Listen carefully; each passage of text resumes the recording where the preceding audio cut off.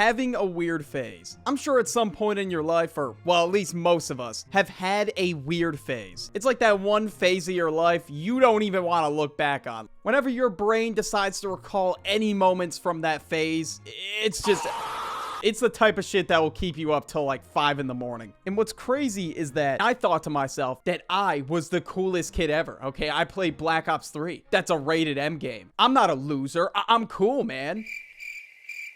Yeah, sure, whatever helps you sleep at night, buddy. And just thinking back on corny things that you used to do is just the worst feeling on planet Earth. Like, one thing that I recall that I did was I would scream. I wouldn't scream, but I would say memes in the hallway. Why the hell would I do that? I don't know. But whatever the newest Vine was, 6th grade me was saying it at the time. And now this one still keeps me up at night to this day. Like, genuinely, I don't know why I did this. Like, what was I expecting people to laugh? And I was just trying way too hard, okay? At this point in my life, I really wanted to fit in. I wanted to have friends. But what I didn't realize is, yeah, that was not going to get me any friends. Like, I was one of those ass classmates talking about Beckfist at 8 in the morning. Like, are we dead ass, bro? But yeah, if you can relate to this video in any capacity, you definitely have some moments that keep you lying awake at night. But at the same time, I was in the 6th grade, so obviously I was gonna do some stupid ass shit. Now, of course, your first impression of somebody is their appearance, what they're wearing, their haircut, etc. So let's first just start with that. And now, during this phase of my life, of course, I was really out here experimenting with the outfits and my haircut.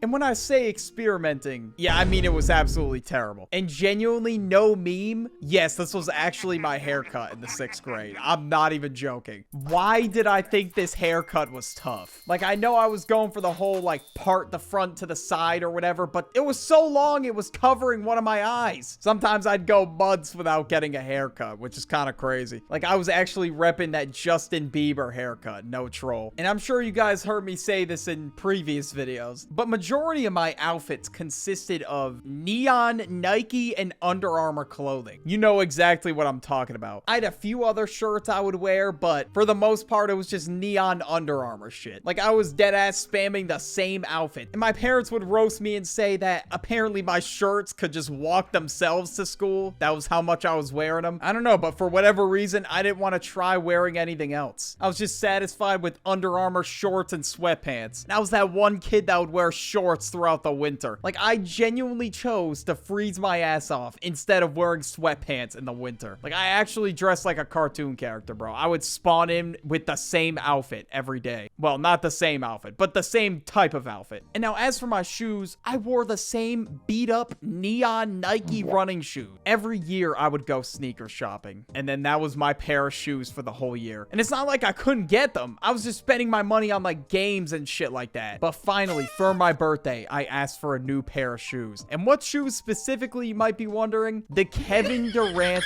8s. Now, for the KDs, everybody thought they were tough at the time. That was the shit. Everyone wanted them. But looking back on it, yeah, they were definitely overhyped. And now, a lot of the colorways were terrible looking back on it. These were the shoes I wanted my parents to buy me. Like, they just looked so goddamn goofy, bro. But I guess, hey, it did match my outfit, though. Okay, this one might just be a canon event for everybody. But next we got when I first started using social media.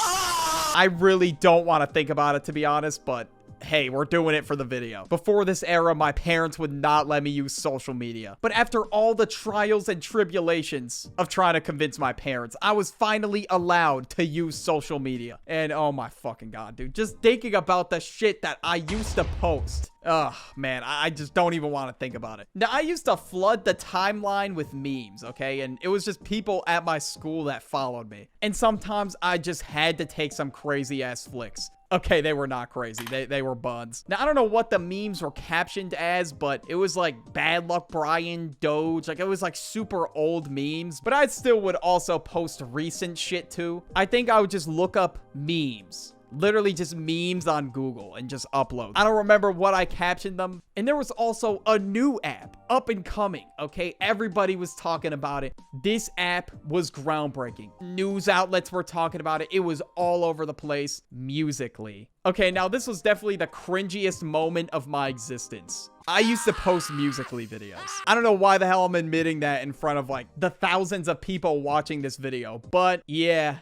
I did. And I genuinely would post these and think they were so tough. But when I became self-aware about it, I was like, damn, bro, this is terrible. This needs to get off my page ASAP. Because at the time, all these new songs with dances were coming out, like the whip, the quan, whatever the hell. For whatever reason, I thought I had to hit these. And I would get like 12 likes on a video. And years later, 2019, 2020, bro, I was getting cooked for. My friends were on my head, bro. It was over. And as they should have been, to be honest, because, oof. I don't even want to think about that shit. But also, not only was I an aspiring musically god sitting right in front of us, I was also an aspiring YouTuber. I wanted to drop the best videos on the platform. Okay, they did not drop. And I'm glad I never posted these cringy ass videos, because if I did, I would never have been able to sleep again in my life. At the time, I watched a lot of YouTube. I literally could not get off my damn phone or my iPad, whatever I chose to use. I was heavily into FNAF, and ashamed to admit it, but I was into MLG videos. Yeah, I just don't get it either. Like, this shit has to be our skibbity toilet. Now, this whole 2016 era with, like, YouTube and all that, you know, a lot of it was peak. But yeah, stuff like MLG, Musical.ly, I'm gonna keep it a buck. Yeah, that shit was fucking buns. But I was one of those kids that just would not get off his damn phone or his iPad. But me, of course, inspired by many. Like, for example, Jacksepticeye, Leafy, Markiplier, SML, just to name a few. And I thought to myself, I want to make videos just like them. And I want to create absolute heaters, okay? Just peak content sitting right in front of us. And I wanted to figure out how to screen record gameplay. Because at first, I was recording my TV. Like, I think that's just a canon event for every YouTuber. And the mic quality was so garbage. Because keep in mind, I was recording this shit on an iPhone 5. And it's not like it had good commentary to go with it either. And at the time, I was like, damn, bro, these videos are so heat. I need to post these. And I'm sure some of you were like, bro, I want to see the video. Please tell me you have it. Unfortunately, I don't, but I can give you the next best thing. I'm gonna recreate it.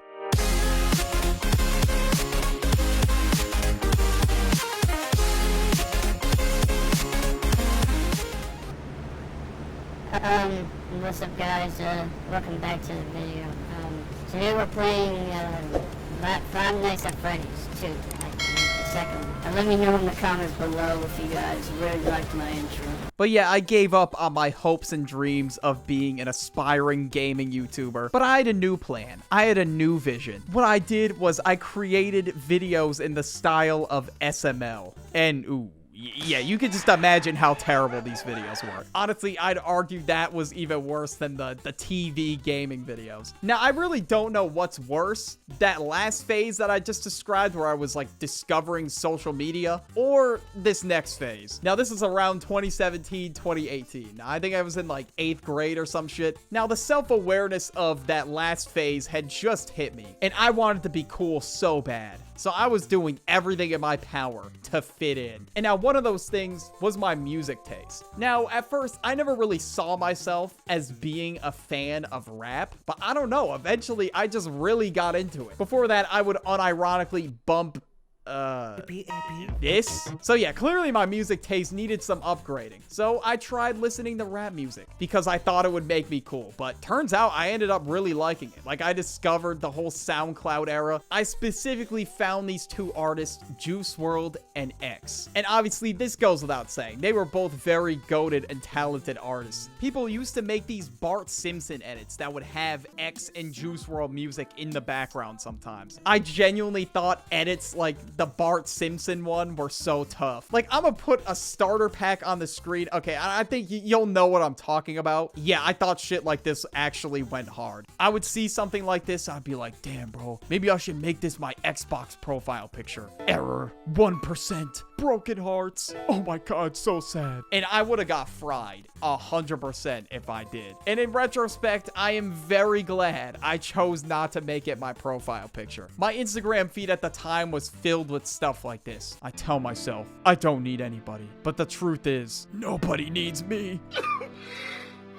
Girls, boys don't know true sadness. Boys, literally the whole video. Bro, what the f is you even talking about, bro?